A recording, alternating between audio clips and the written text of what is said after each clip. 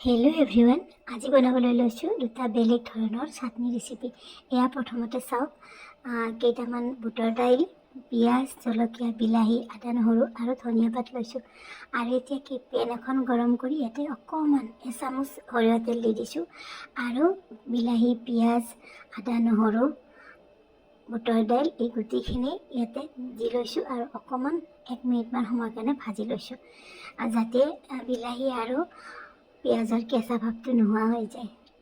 এয়া চাওক, এইখিনি কিছু সময় এনেকৈ ভাজি লৈছোঁ। এইখিনি ভাজি হোৱাৰ পিছত কিছু সময় পেনখনতে ঠাণ্ডা হ'বলৈ দিছোঁ আৰু ঠাণ্ডা হোৱাৰ পিছত এয়া মিক্সি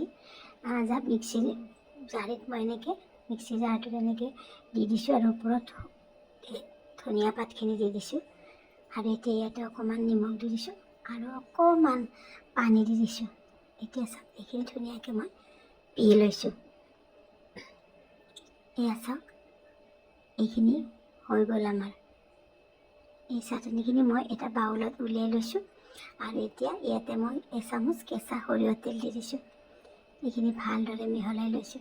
এইটো চাটনি আপোনালোকে ভাতৰ লগত নহ'লে ৰুটিৰ লগত নহ'লে ম'মৰ লগত যিকোনো বস্তুৰ লগতে এইটো খাব পাৰে। সঁচাকৈ বহুত টেষ্টি হয়। যদি আপোনালোকে বনোৱা নাই, কেতিয়াবা এনেকৈ বনাই খাই চাবচোন। ভাত খাব মন নগ'লে এইটো চাটনি থাকিলে অকণমান ভাত খাবলৈও মন যায়। তেনেহ'লে আহক, আনটো ৰেচিপি লৈ আহোঁ। এয়া চাওক, এইটো বনাবলৈ লৈছোঁ গ্ৰীণ চাটনি। গ্ৰীণ চাটনিটো আপোনালোকে জানে, ম'ম' খালে নহ'লে ৰোল খালে চবৰে লগত গ্ৰীণ চাটনি দিয়ে আৰু এনেকুৱা পকৰীৰ লগতো গ্ৰীণ চাটনিটো দিয়ে। তেনেহ'লে চাওক কেনেকৈ বনাওঁ। প্ৰথমতে লৈ লৈছোঁ নহৰু 1 ফুটামান, জলকীয়া 4-5টামান, আদা ডাঙৰ এটুকুৰ আৰু এটা পিঁয়াজ লৈ লৈছোঁ। ইয়াতে আপোনালোকে জলকীয়াটো যিমান পাৰে বেছি দিব পাৰে, 4-5টা 6টা। যদি আপোনালোকে বেছি জলকীয়া খায় তেনেহ'লে জলকীয়াটোৰ পৰিমাণটো বেছিকৈ দিব। আৰু এতিয়া পিঁয়াজখিনি অকণমান এনেকৈ কাটি লৈছোঁ। নহৰু মই ইয়াতে গোটা নহৰু এটা লৈছোঁ আৰু আদা মই লৈছোঁ। এইখিনি দেখিছে কিমানখিনি লৈছোঁ। আৰু এতিয়া মই ইয়াতে লৈছোঁ এমুঠি ধনিয়া পাত। ধনিয়াখিনি মই অকণমান সৰু সৰুকৈ কাটি লৈছোঁ। এয়া চাওক, কাটি ল'লে মিক্সাৰ গ্ৰাইণ্ডাৰত মাৰিবলৈ সুবিধা হয়, নহ'লে দীঘলে থাকিলে ভাল নহয় চাটনিটো। সেইকাৰণে অকণমান সৰু সৰুকৈ মই এইখিনি কাটি লৈছোঁ। এতিয়া এই গোটেই বস্তুখিনি মই ধুনীয়াকৈ মিক্সিত মাৰি ল'ম। দেখিছে নহয়, এইখিনি এতিয়া মই ধুনীয়াকৈ মিক্সিত মাৰি ল'ম। যিমানে গৰমৰ দিন আহিব সিমানে আপোনালোকৰ ভাতৰ লগত চাটনি এটা দৰকাৰ হয়। ভাত খাবলৈ মন নাযায়, নহয়নে বাৰু? ইয়াতে যদি আপোনালোকে বিচাৰে টেঙাও দিব পাৰে। মই কিন্তু টেঙা দিয়া নাই। এইটো আজি জ্বলা চাটনি বনাইছোঁ। এতিয়া চাওক, ইয়াতে দি লৈছোঁ অকণমান নিমখ আৰু ইয়াতে অকণমান মই পানী দি ল'ম।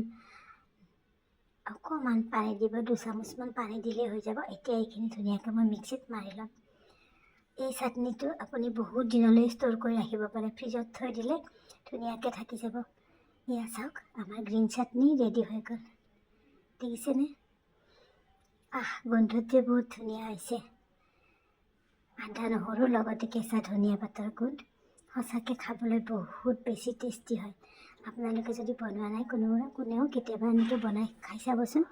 আৰু যদি ভাল লাগে মোক লাইক কমেণ্ট কৰিব মোৰ ভিডিঅ'ত। আমাৰ ঘৰত এই চাটনিটো সদায়ে থাকে। এতিয়া চাওক, ইয়াতে অকণমান কেঁচা সৰিয়হ তেল দি দিছোঁ।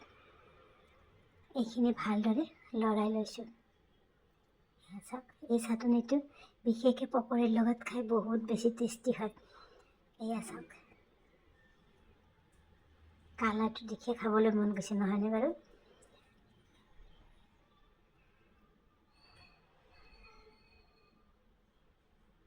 তেনেহ'লে আজিলৈ আহিছোঁ। ভিডিঅ' কেনে পালে জনাব। Bye bye, see U.